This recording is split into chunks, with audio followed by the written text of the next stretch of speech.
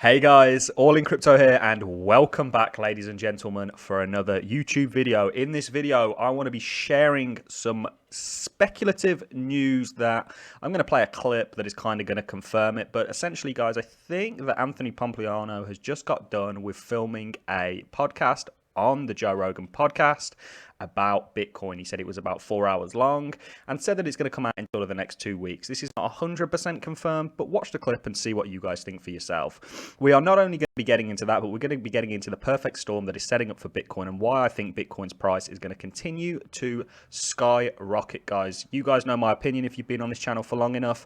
I think cryptocurrencies and certainly blockchain technology is going to sow itself into the very fabrics of society in not only a financial sense, but in a sort of usability sense, the same way that the internet is integrated into pretty much everything.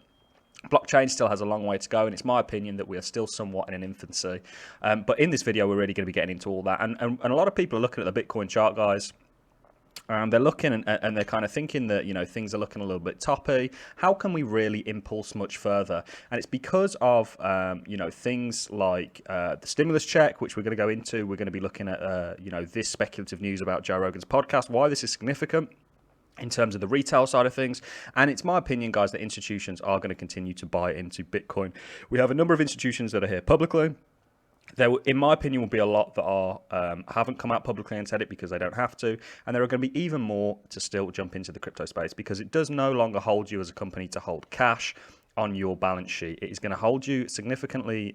It's going to benefit you significantly more to hold Bitcoin, as it has given you a 200% average in terms of return per year if you take an average.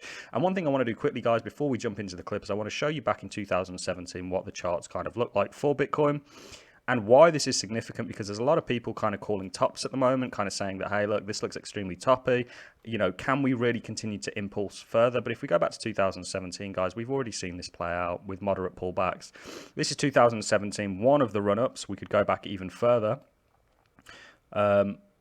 Essentially, guys, you know, pullbacks are part and parcel of crypto, and we're just seeing the same thing play out, guys. And, you know, in my opinion, and you guys know that have been subscribed to the channel for long enough, there are still trillions of dollars to flow into this space, somewhere around $8 to $11 trillion. I reckon we're going to top out in terms of a market cap, somewhere around gold, but we're going to get into all that in this video. So without further ado, guys, let's watch the clip, let's talk about it, and then let's cover a bit of dogma surrounding it.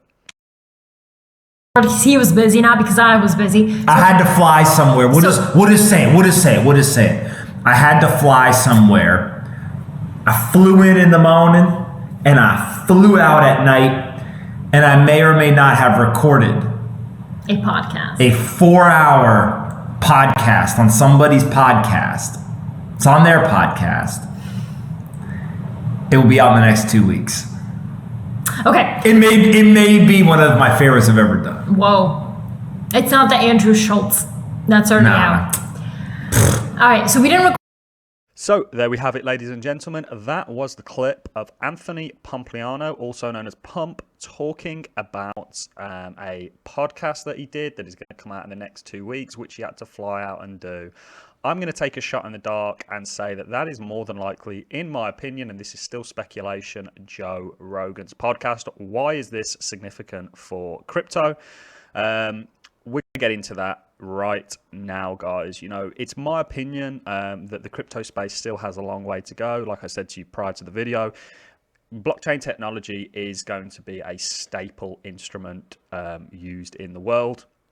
It's going to really be in everything from supply chains to governments to, you know, CBDC, central bank digital currencies, to, you know, shops will start to adopt it, etc., etc., etc. And, you know, whether that happens this year or not, in my opinion, that's an inevitability. But what I am somewhat sure about this year is that, you know, we are in a 2017 or 2013-esque bull run. I've been banging on about this for a long time. I follow the Bitcoin 4-year cycle theory, and I still think the crypto space has a large volume of money to flow into it. And like I say, there are a lot of people who are looking at the Bitcoin chart right now, and they're worried. They're thinking this looks quite toppy. And, you know, I don't think their worry is unfounded. But one thing I do want to show you is, you know, what 2017 really looked at. And you'd probably have been saying a similar thing back in 2017 to what you are perhaps saying now, if you are skeptic. I do think a degree of skepticism is good. I think it's absolutely valid. However, for a large part, I don't really think it's warranted. You know, if you understand the direction that this space is going, you can't help but, you know, be bullish. So if you look at, you know, 2017, you can see that this would have looked extremely toppy. You have moderate pullbacks the whole way through 2017. And we hadn't even really got started then, guys. You know, that was not even so insignificant in terms of that bull run and the prices that we got to. And I think the same thing essentially is playing out today, guys. Very interesting how 2017 is playing out in a very similar fashion to our current 2021 situation with Bitcoin. And prior to that, 2013 played out in the same way. I follow the Bitcoin 4-year cycle theory. And if you guys are hearing about the Bitcoin 4-year cycle theory for the first time today on this channel, get subscribed to this channel, because we talk about it, we break it down, we break down why we follow it and why we think it's valid. We had just made a video where we were talking about, you know, is it, you know, when will this cycle end? And we give you some ideas of what we think might happen and how it might play out. But the Bitcoin 4-year cycle theory dictates that Bitcoin follows the same sort of market structure every 4 years. This is based on the halvening and the sort of supply shock that it causes. And you have bull markets forming around this. And I think you're seeing the same thing. So the Joe Rogan podcast is significant in the sense that it is going to bring a wider audience to the crypto space. It's probably the biggest podcast out there. And the fact that you have somebody who does know what he's talking about, Anthony Pompliano, in my opinion, will spend the majority of the time talking about Bitcoin and not altcoins. That's kind of what he does. And, you know, he's been here for a long, long time saying what was inevitably going to happen has happened. And that is that Bitcoin is going to get institutionally adopted and become, you know, continue to grow in terms of money, in terms of its price, continue to appreciate. Now, what you're going to see as a result of that, in my opinion, is going to see people maybe jumping into the crypto space for the first time. Maybe they're, you know, just getting new to it. Now Joe Rogan's talking about it. They've got an interest in it. Essentially, what they're going to do is they're going to buy into Bitcoin probably first, and then they're going to explore the wider market. That's usually what people do. They jump into Bitcoin, and then they explore the crypto realm. And, you know, when we talk about trillions of dollars coming in, you've got the stimulus check. They reckon around about $40 billion of that is going to go into stocks, commodities, and crypto. And that really shows you what people are spending their money on. And it was Morgan Stanley that came out the other day and essentially said that they are now looking at crypto as the new asset class. It's a new asset class to invest in.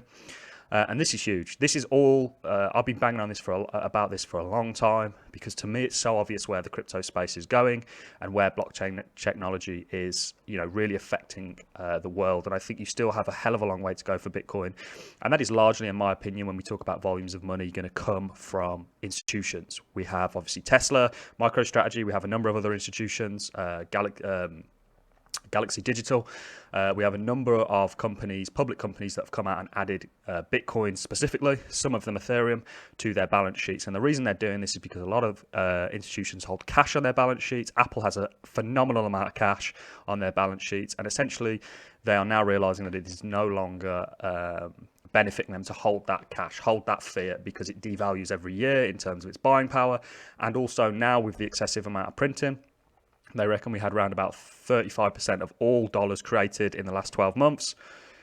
You know, your buying power in terms of your fiat is going down. You know, it's not stretching as far as it once did. Anybody that is a denier of inflation, you know, like the Fed, for example, that are just saying inflation, you know, what inflation? Go and look at the price of anything in the last 10 years and you'll see that it has all significantly gone up. I did an analogy on, you live in the UK and we have a chocolate bar called a Freddo, which started off at 5p. I think it's now like 35p. You know, you'd have been better off buying Freddos and holding them theoretically if they didn't go out of date, etc., than you would have holding fiat. And it was Ludwig von Mises, who's an Austrian economist, a great speaker, who essentially said, one of the old guys, who said that it's only the government that is capable of taking a perfectly valuable commodity such as paper and making it useless via, you know, printing their currency on it, which I think is brilliant and still rings true today. So, like I say, this is just another part of adoption. This is just another part of the kind of puzzle that is Bitcoin and crypto. And you're seeing all the stars aligning, in my opinion, and I think this is still going to be a fantastic year with moderate pullbacks. Remember, we showed you, this isn't the best chart to kind of show you on, you know, the kind of red squares that I'm highlighting here are moments of pullbacks. And, you know, they were frequent in 2017 the same way I think they're going to be frequent in this year, being a 2017-esque bull run. Or there is, of course, the possibility that we could play out in a similar way to 2013, where we essentially have a double top cycle. You know, around about April, we sell off significantly, and then you really impulse after that. We don't know exactly how it's going to play out. What we can do is look at history, and that will give us a rough idea of how things perhaps could play out. Nobody has the 100% answers to the crypto space and where it's going to go in terms of money. What we can do is take a good guess. And on this channel, I know personally I've been right about a hell of a lot of stuff. And that is really just due to the Bitcoin 4-year cycle theory and how everything really follows Bitcoin. So that is all I have for you in this video, guys. I thought it was very interesting, very thought-provoking. We're having a bit of a downward day in the market. The whole market's down around about 4.6% in terms of volume of its overall market cap. I just thought I'd bring a nice light-hearted video, and, you know, potentially there's a Joe Rogan podcast that we're all going to probably enjoy watching coming out that is based on Bitcoin. The last one he did was maybe in 2017. Maybe Andreas Antonopoulos was the guy who he was interviewing, but we'll see. But I'm going to stop waffling on, guys. I'm going to love and leave you. I hope you've enjoyed this video. If you have, please drop it a like. Drop me a comment letting me know your thoughts. Good and bad, I want to hear them all. And that is it, guys. I look forward to seeing you all in the next video. So get subscribed to this channel because we're bringing out real content and keeping you up to date on the crypto space throughout this amazing year. Thanks a lot for watching, guys, and I look forward to seeing you all in the next YouTube video.